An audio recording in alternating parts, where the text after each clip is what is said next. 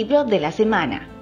Don Quijote de la Mancha es una novela escrita por el español Miguel de Cervantes Saavedra, publicada en su primera parte con el título del ingenioso hidalgo Don Quijote de la Mancha, a comienzos de 1605. Es la obra más destacada de la literatura española y una de las principales de la literatura universal.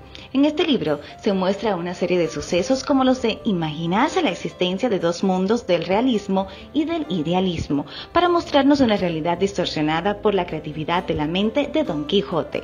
Don Quijote de la Mancha, un libro para leer y aprender. Ese es el libro de la semana, interesante, todos debemos de ponerlo en la lista de esos libros que debemos leer. Ha llegado el momento de irnos con el segmento jurídico de esta semana junto al experto Liranzo. A ver, ¿cuál es el tema de esta semana? Saludos cordiales, amigos y amigas de su segmento Tips Jurídicos con Juan Alberto Liranzo.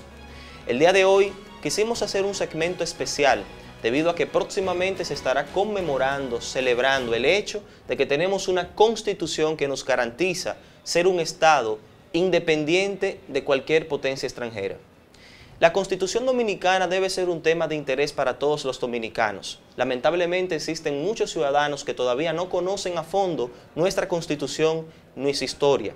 Debemos decir que nuestra Constitución fue proclamada el 6 de noviembre del año 1844, tras la independencia de nuestro país, que fue la independencia que nos dio carácter de soberanía y de independencia.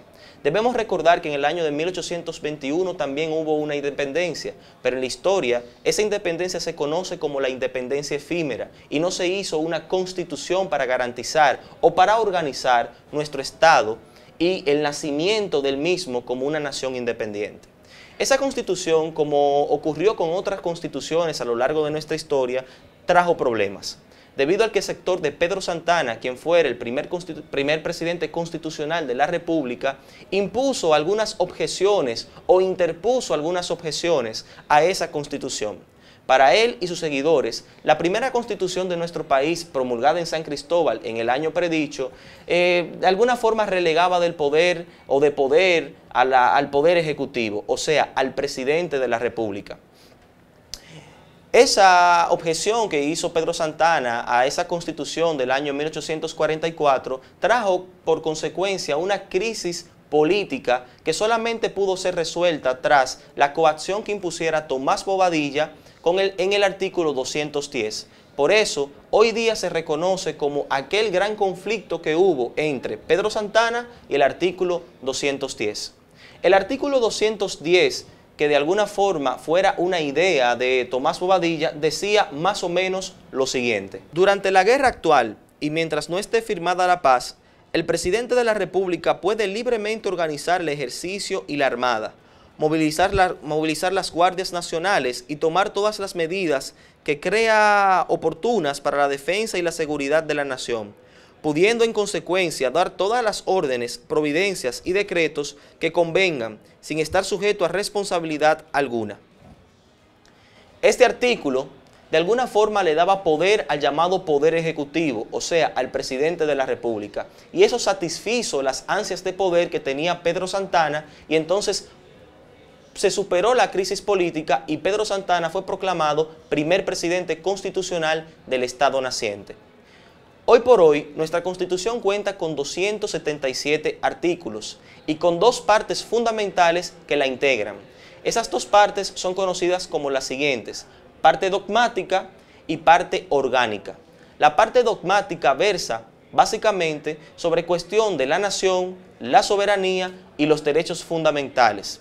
La parte orgánica habla sobre principalmente la organización de los tres poderes del Estado, que son los tres poderes que representan y que dan vida a la llamada democracia representativa de la cual disfrutamos. Esos tres poderes que están consagrados en la Constitución son los siguientes: el Poder Ejecutivo, que lo encabeza el Presidente de la República; el Poder Legislativo, que está representado por el Congreso y la Cámara de los Legisladores; y también el Poder Judicial, que está representado en la Suprema Corte de Justicia y las Altas Cortes. La Constitución Dominicana ha sido reformada desde la primera Constitución del año 1844 hasta hoy unas 39 veces. De esas 39 veces que se ha reformado la Constitución, 32 veces han versado básicamente sobre el tema de la reelección. Este hecho histórico, que resulta ser un dato, si se quiere, inquietante, y un poco llama la atención para los historiadores, quiere decir que la Constitución ha sido de alguna forma reformada casi siempre por cuestiones de intereses personales que provienen directamente del poder político. Debemos decir que la Constitución Dominicana tiene básicamente dos características. La primera característica es que es una Constitución rígida y la segunda característica es que es una Constitución garantista. Lo que quiere decir que al ser una Constitución rígida para su reforma requiere de un proceso especial para que esa reforma tenga validez jurídica. Y al ser una Constitución garantista indica que la Constitución, además de establecer derechos fundamentales, también establece garantías fundamentales que garantizan el cumplimiento de esos derechos fundamentales. Las leyes que no son la Constitución son consideradas leyes adjetivas porque de alguna forma van a complementar la Constitución y hacer posible que los principios, los derechos y los deberes que impone la Constitución sean cumplidos a cabalidad. Muchísimas gracias por sintonizar una vez más nuestro segmento Tips Jurídicos con Juan Alberto Liranzo. Escríbanos en nuestras redes sociales para preguntarnos y pedirnos asesorías con relación a cuestiones que tengan que ver con derecho y justicia y le estaremos dando respuesta a través de este segmento. Hasta una próxima entrega.